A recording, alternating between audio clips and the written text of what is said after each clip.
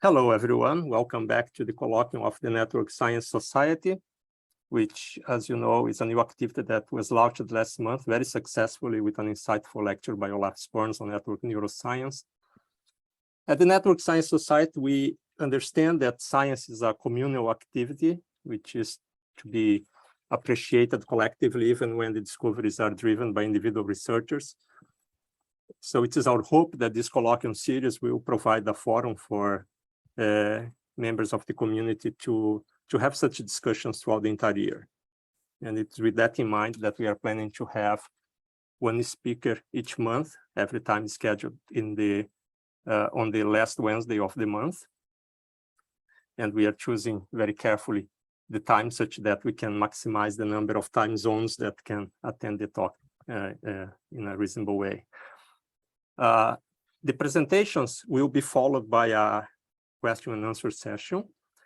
We encourage everyone to participate actively in that session. And if you have questions, we ask that you raise your virtual hand at the end of the presentation so that we can unmute you to ask the question orally. Last month's event, as I mentioned, was in network neuroscience, and I anticipate that in November, we will have a presentation by Cesar Hidalgo on economic complexity theory. And then we resume in January with a presentation by Nicholas Christakis on social network intervention experiments. As you can see, it's our intention to cover a very wide range of topics in networks, in network science. And it is also our intention to bring to this series topics that are not necessarily discussed in our main conferences, at least not in the recent years. I anticipate that in the winter we are going to have presentations about things that range from quantum internet to archaeology and ancient food webs. That brings me to today's event. Today's event is very special because we have a very special speaker. It is my great pleasure to introduce Professor Michelle Girvan as today's speaker. Despite her youth, Michelle has been at the absolute forefront of network science for over 20 years now. She is well recognized for her contributions to effectively helping create the field of community detection, but she did not stop there.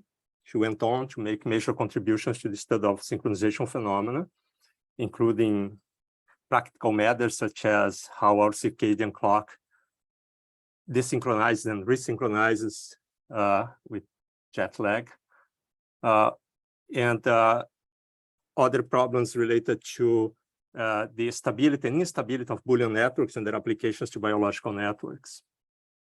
More recently, she has made numerous important contributions to the applications of machine learning to predicting the behavior of complex systems, including network systems, which happens to be the topic of today's presentation.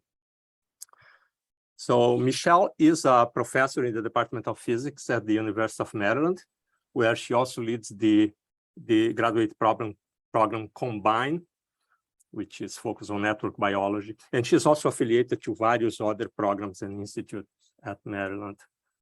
She's also an external faculty member at the Santa Fe Institute, and she has been an active participant of several societies, including the American Physical Society and the leadership of the Network Science Society.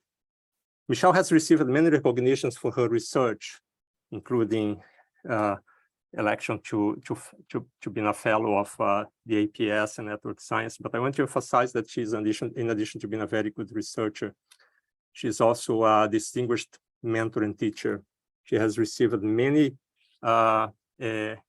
recognitions for her work on that front, including very recently a distinction from the University of Maryland, where she was named Distinguished Scholar and Teacher. So with that in mind, I welcome you, Michelle, to start your presentation. We really look forward to your work.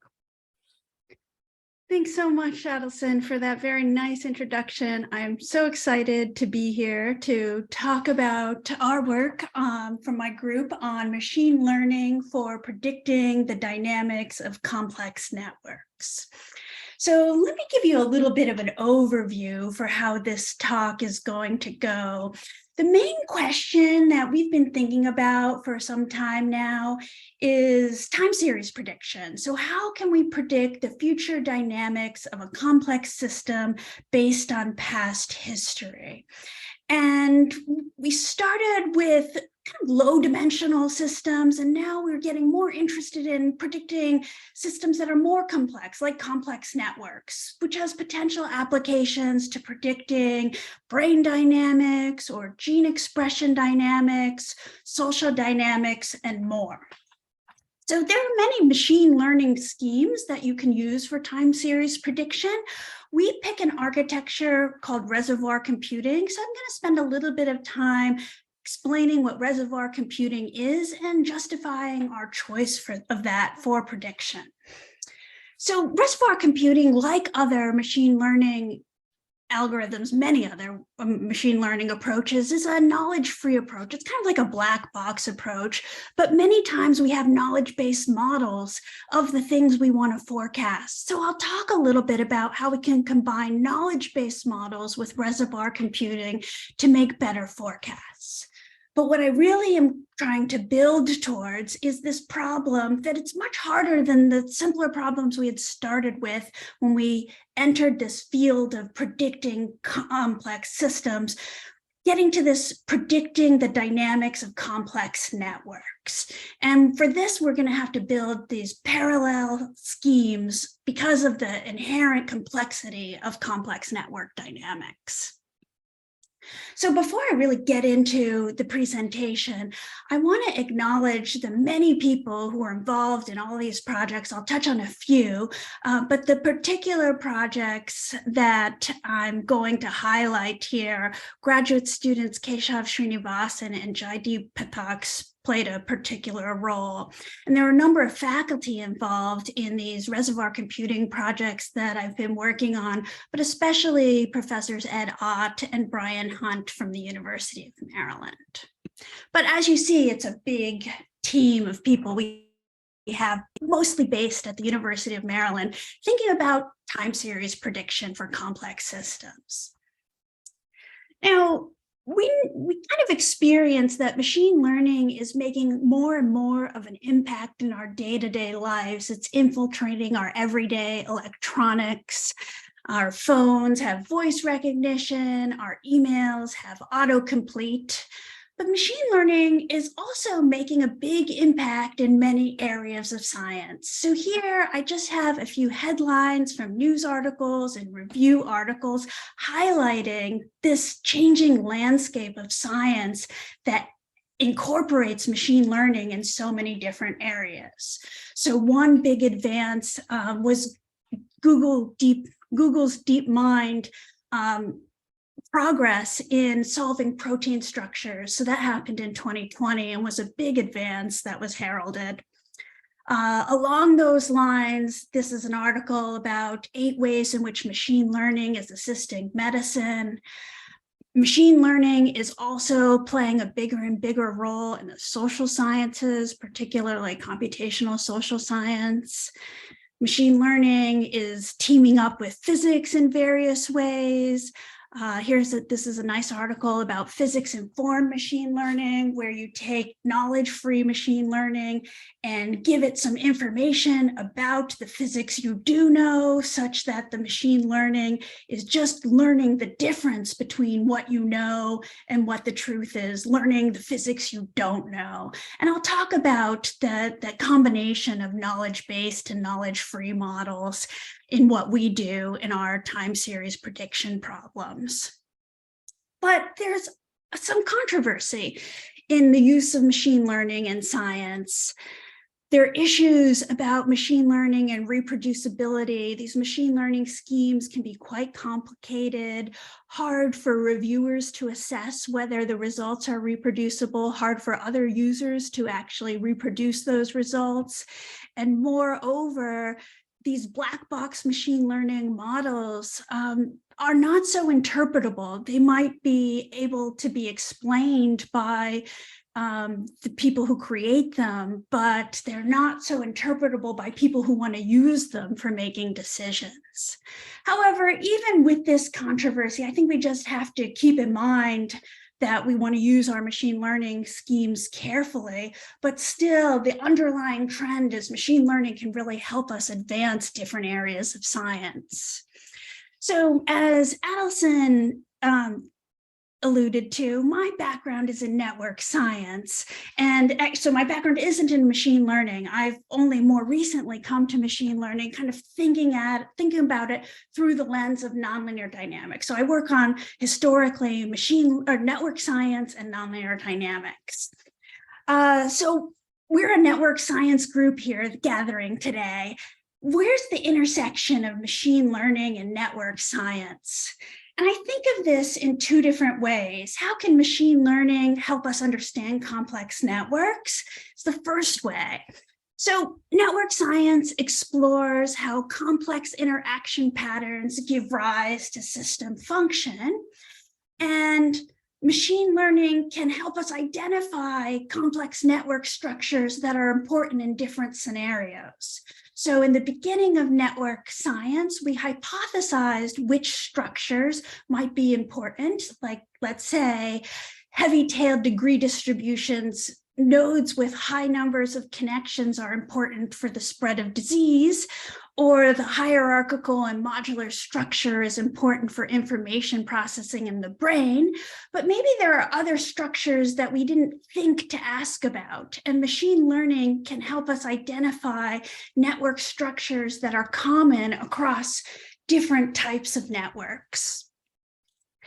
And as I'll talk about in this talk, machine learning can help us predict the dynamics of complex networks. So that's the goal of what I want to explain here. So I'm focused on this first question: how can machine learning help us understand complex networks in this talk? But there's also the flip side. How can network science improve machine learning?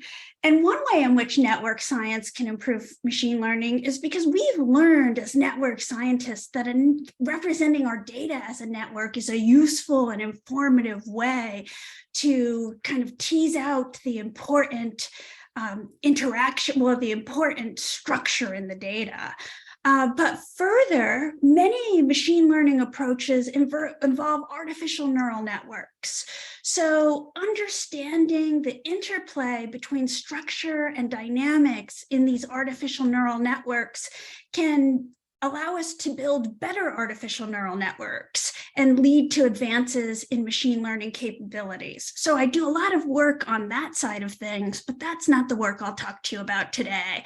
The work I'm going to talk to you about is how can machine learning help us predict the dynamics of complex networks. But I'm first going to talk about some easier problems about just predicting time series. So to do this, we choose a machine learning architecture called reservoir computing. So why do we choose that? So when you think of artificial neural network architectures, you may be more familiar with deep learning. So deep learning is an artificial neural network architecture that's primarily feed forward. There are several layers of neuron-like units. And it's really great for classification tasks like image classification. So if I take an image, like this image of a dog, the first layer identifies the pixels, the second layer identifies edges, combinations of pixels.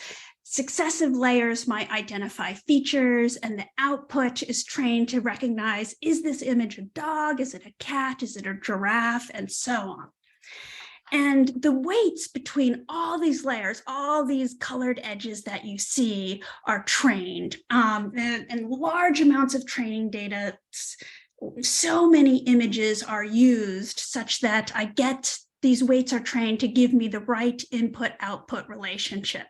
And then this works when I give it new testing data, new images of dogs. It tells me, yes, this is a dog. And as I said, it's a feed-forward architecture, so the arrows on its edges just go from left to right. And feedback loops can be added, but they make the training much, much harder. Now, reservoir computing is, by contrast, a relatively simple architecture. It was introduced around at the same time and didn't take off so much.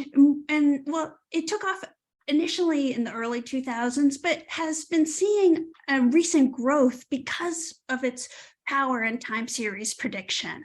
So it was independently introduced by Jaeger and Moss in the early 2000s. Its main component is this artificial neural network called the reservoir that does have these internal loops, and only the output weights are trained such that we get the right relationship between the input and the output. One benefit is because of the simple nature of this construction, it's amenable to simple hardware implementations compared to the back propagation that's necessary to train all these different layers in a deep learning network.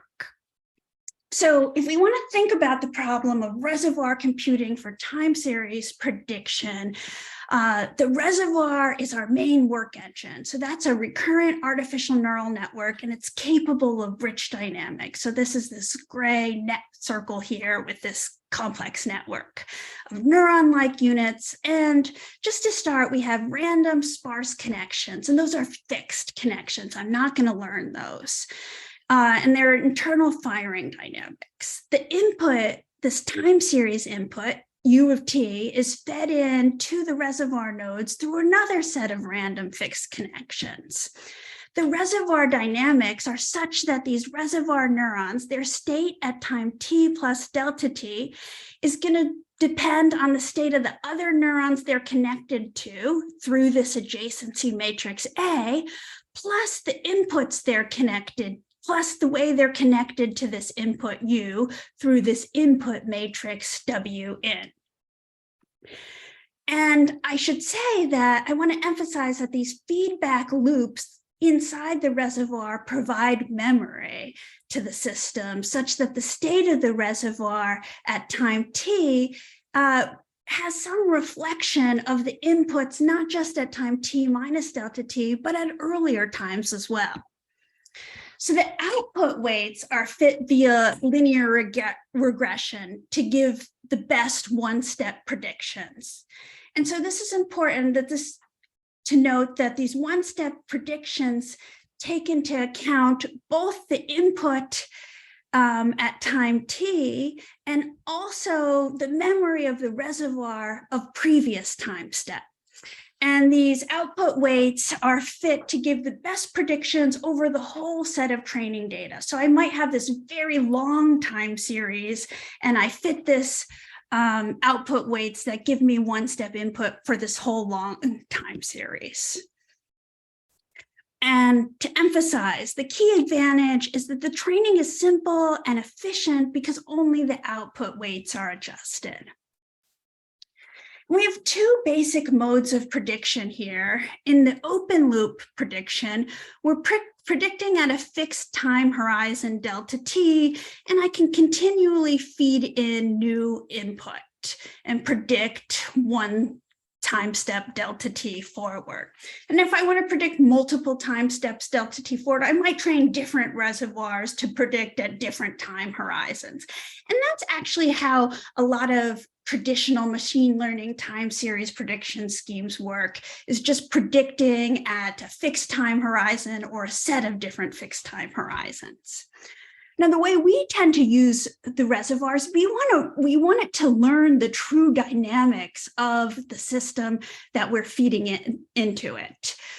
So we do this closed loop prediction. The output at time t plus delta t is fed in as input to make a prediction at time t plus 2 delta t, and so on. And the system is then run autonomously. So what we've done here is we've created a dynamical system that is going to make predictions for however long that's meant to mimic the dynamics of the system that it learned from.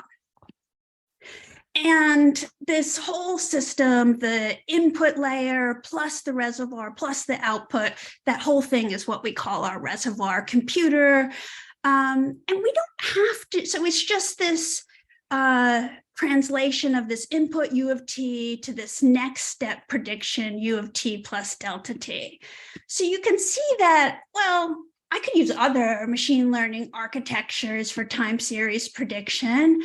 Examples might be LSTMs, that stands for long short-term memory, or gated recurrent units. So these are deep network architectures that do have loops in them, so they have memory. And I could use that same basic feedback mechanism to operate them autonomously. But the RC advantages are that they're easier to train. They often have much lower training data requirements. As I mentioned with the deep learning, they perform exceedingly well on so many tasks, but they're trained on huge amounts of data. Another potential advantage is that the reservoir computers may be easier to interpret due to their relative simplicity, but this is a caveat. They're not hugely easy to interpret. There's a bit of post-processing there to make them interpretable. But let's see how they work for some complex systems. So this is an example of time series prediction for spatiotemporally chaotic systems. We're using reservoir computing for this. So our spatiotemporal chaotic chaos means our pattern evolves in space and time, and the time evolution is chaotic. You know, an example of spatiotemporal chaos is like the weather, but we're considering this toy system instead, a simple one-dimensional system. So I have space on my vertical axis, time on my horizontal axis. This is the Kuramoto-Shevchinski system. It's designed to model the chaotic propagation of waves in space and time. It's a partial differential equation system, and it's rather hard to predict. So these are our closed loop prediction results. This top panel shows the true state of the system.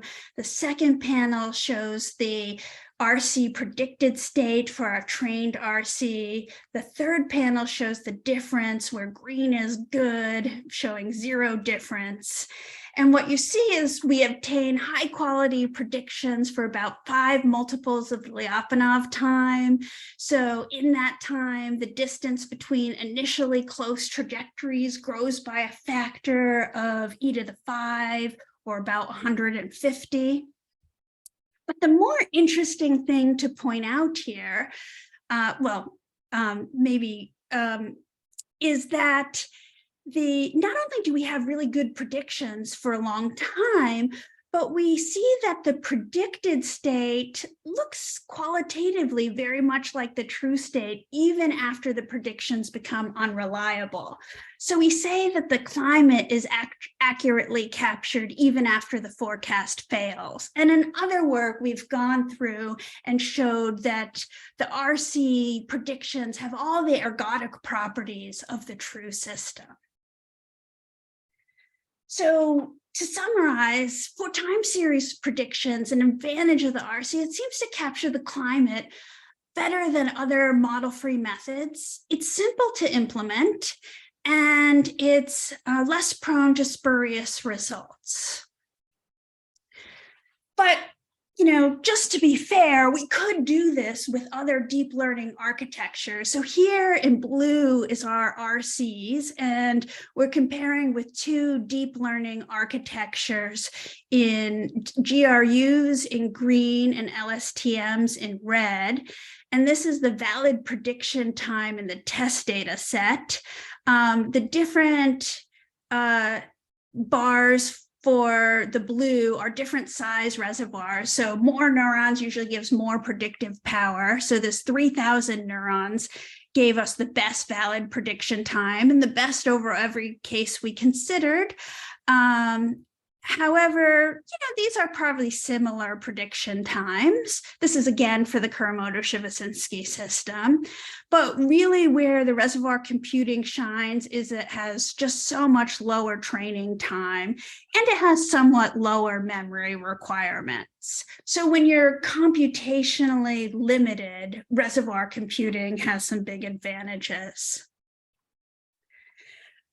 So I showed you this time series prediction with a toy model. I just wanted to throw in an example with real data, because real data is so much messier. I gave a version of this talk with the toy model, and my colleague Wolfgang Losert said, oh, I have real data that has these spatial temporal patterns that look kind of similar. I wonder if your method can predict this. So what they look at is the motion of cells. So giant dictyostelium cells were recorded moving on these nanotopographic ridges in the presence of electric field. And these cells display electrotaxis, meaning that they migrate towards the electric field. And this is important in the context of wound healing, for example. We can try to get the cells to migrate in the direction we want. And here they visualize the motion of these cells as a timograph. That's what you're seeing here. Each boundary point is on the vertical axis, and it has a radial speed, which is visualized using the color.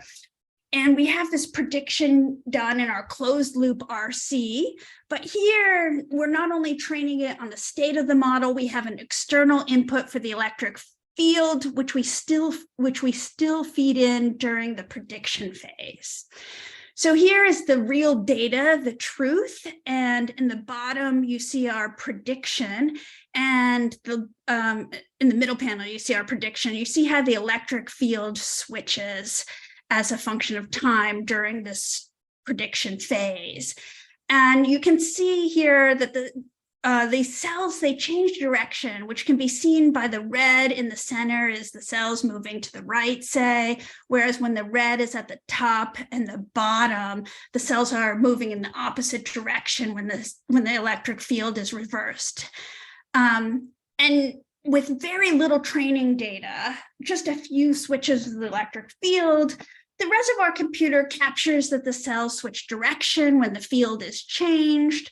The RC also captures the time scale associated with the change in direction, that they don't immediately change direction, but it's only coarsely capturing things. I mean, this is doing better than we expected, but we're not fully capturing the dynamics here. What would we have to do to capture these dynamics better? Well, that usually means incorporating a knowledge-based model into a machine learning model. So how can we do something like that? And why do we want to do that? So adding knowledge about the mechanics of the system can ease the burden of the machine learning scheme, right? So, if we have a system like the weather, and we know a lot about the equations that govern the weather, if you tried to just use machine learning to predict the dynamics without any models of the weather, the machine learning has to learn those dynamics of the weather, the physics of the weather. But if you biased it, gave it those equations, then it just has to learn the difference between that model you have and what's actually happening. And we often have an imperfect model of the dynamics. So how specifically can we combine this with our reservoir computing approach? So back in 2018 paper in Chaos, we developed this hybrid architecture, which really ended up performing a lot better than we expected. So what we did is we feed this time series input both into this alternative model, could be this mechanistic model, and into the reservoir through this input layer. the output from the alternative model goes into this output layer, and it gets combined with the output from the reservoir nodes. And these weights in the output layer are learned, and they're trained via linear regression to maximize the prediction over the set of training data. So the same sort of training as I did before, but what I'm learning to do is combine my model with my states of my reservoir nodes to make a good prediction. And the states of the reservoir nodes are influenced by the model, but also by the input that's coming in, and also they're influenced by the states of the other reservoir nodes. So they have a memory of earlier input, not just the current time step input. And so if we look at this performance for the simple test case, again, we're starting from our spatiotemporal KS system, and to construct an imperfect model, all we did was change the coefficients on one of these terms in the KS system model, which gives us an imperfect model. And if you see, we look at predicted minus true for this imperfect model, we get good predictions for about 2 Lyapunov times. If we have a pretty large reservoir with a large number of neurons, we get good predictions also for about 2 Lyapunov times. But if we combine them together, we get good predictions for about 7 Lyapunov times. And we're combining them together in this architecture. And notice we're not just averaging the outputs of them, we're allowing the reservoir to make corrections to the model. And we're learning the right weighting between the reservoir nodes and the model. And so we obviously expected that we would do better than either one of these alone, but we didn't expect such a drastic improvement. But where this is even more powerful, I feel, is where we have an even weaker model. So this is where I have a high error knowledge-based predictor where I'm getting good predictions for less than 1 Lyapunov time. I have only a very limited computational power, so a small reservoir where I don't get very good predictions at all. But if I combine them together, I get about 4 Lyapunov times of predictions. So this is one realm in which this hybrid case really demonstrates that even just a bad model combined with some low power machine learning can give us really surprisingly good predictions. And this alternative model could be a mechanistic model or other data-driven approach. And the hybrid method can help us reveal the strengths and weaknesses of the machine learning and the alternate model. We can do some post-processing, looking at how these different things are weighted and figuring out possible improvements to both of them. But let me get to this problem of predicting the dynamics of complex networks. So we started out predicting time series, but how do we predict the time evolution of a large complex network given past measurements of the node histories? So here I'm imagining that the network is fixed and I have the node dynamics and I'm looking at I have all the individual node histories and I want to predict all the node dynamics moving forward. Potential applications are brain networks, gene regulatory networks, social dynamics, and many more. And this is from a recent physical review letter paper from this year. So recall our basic RC framework. I feed in a time series U of t, I predict one step forward. So why can't traditional reservoir computers predict large networks? Well, if I have just one input, I need a relatively small RC. If I have more inputs, I need a bigger RC. If I have more inputs, I just need bigger and bigger reservoirs, so more and more neurons to do this processing. So larger networks require larger reservoirs, so larger networks that I want to predict. So how does training time scale as the system gets larger? So we hypothesize that the reservoir size you need is going to scale linearly with the system size that we want to predict, but the training time scales superlinearly with the reservoir size. So the training time is going to scale superlinearly with the system size, which can mean that really large problems are maybe out of reach. So how can we handle these very large networks? And the answer is a parallel approach. And this is similar to what we did for spatiotemporal systems. We broke that down into a parallel approach in a 2018 paper. But how do we do this for a network? What we do is we use reservoir computing in a parallel architecture that mimics the topology of the network to be predicted. So if we know the network links, what we can do is we take a reservoir, an individual reservoir, to predict the dynamics of each network node, and the input that it sees are the node. So R2 predicts the dynamics of node 2, but it gets inputs from node 2 plus the neighbors of node 2. Here, that's nodes 1 and 3. But our main result is that we can predict the dynamics of large case networks in cases where the links are known, and also in cases where the links are unknown and imperfectly inferred. So we don't need a great link inference scheme to be able to do pretty strong predictions. So we tested this on a toy problem where we really wanted to look at a network with complex dynamics. So this is a frequency assortative oscillator network. We chose this problem because we wanted a set of network nodes that really exhibited complex dynamics that would be hard to predict. So this is a Kuramoto model where the equations govern the phase of each oscillator. So each oscillator moves around the unit circle at its own natural frequency, but it has a tendency, so that's modified by a tendency to want to align with its network neighbors.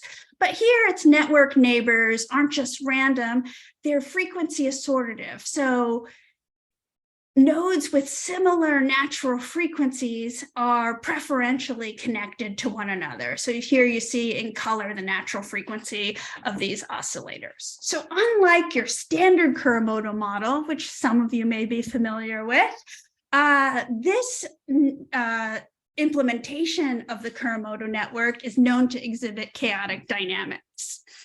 So we want to try to predict the network dynamics in two cases, where the links are known a priori or unknown a priori.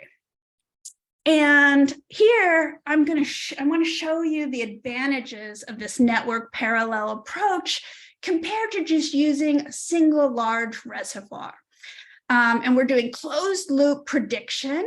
And I should say we're predicting all the individual node dynamics, but what I'm showing you here is the composite global dynamics that are calculated using the order parameter. So the global order parameter measures the extent of synchronization in the system. And so the magnitude of this order parameter is plotted as a function of time. So this is the extent of synchronization as a function of time. The truth is in blue, the predictions are in red.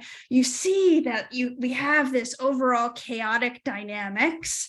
This top panel is showing us predictions with a single large reservoir, non-parallel. It's feeding in all these 50 time series and trying to predict all these 50 time series at once. The number of reservoir nodes is very large. It's 10,000 here.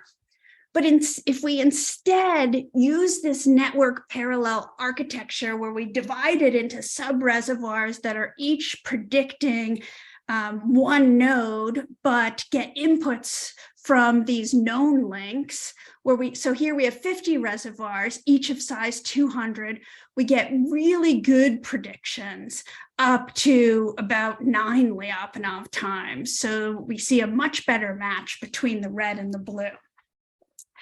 But further, if we have unknown links, we're still getting very good predictions. So in this case, the links are inferred via transfer entropy between the node time series. Some kind of simple link inference method, and we're still doing a lot better than this single large reservoir. And one thing I should note is that this parallel approach vastly outperforms our expectations, because we expected that we were developing this because we weren't going to have the computational power to do a single large reservoir.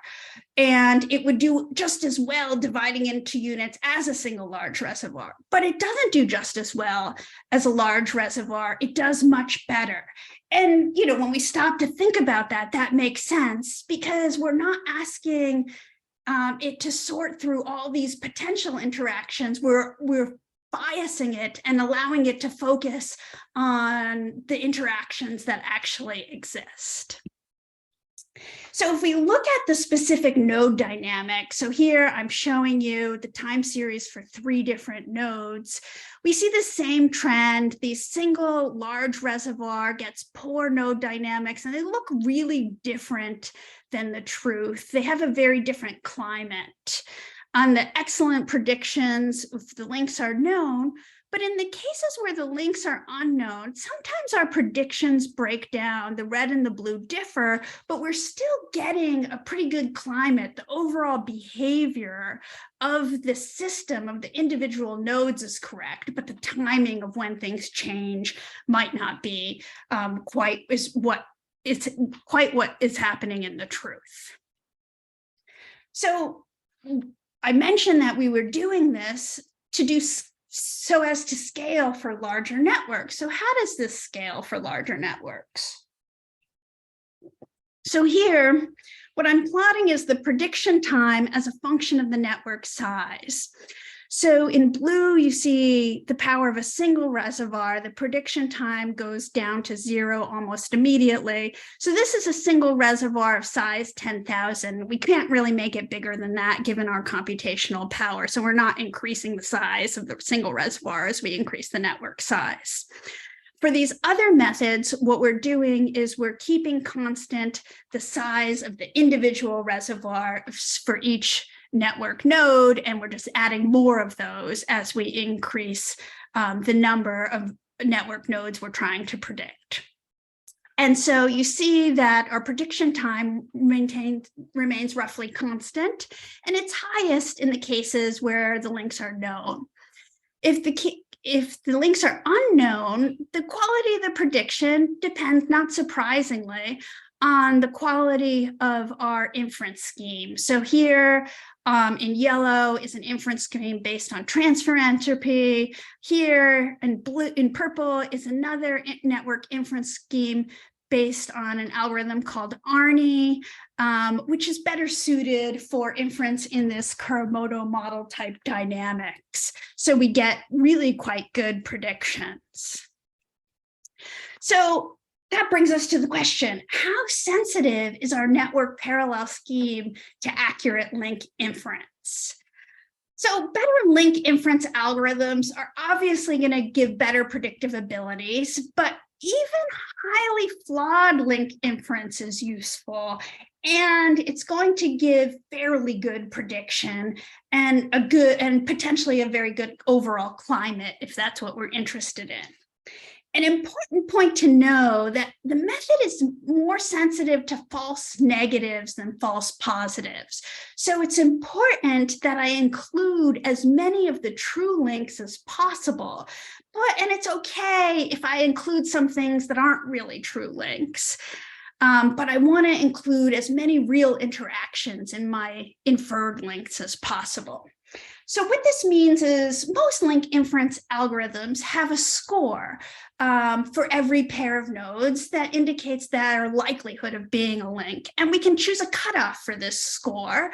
And so we choose that cutoff for link inclusion so as to approximately optimize prediction, which might be very different from the cutoff that you would use for optimally inferring the actual links. And usually it's going to be higher than the cutoff you would use because, as I said, we're more sensitive to false negatives. An important note is that we use reservoir computing for this, but the parallel scheme could be implemented with another machine learning approach.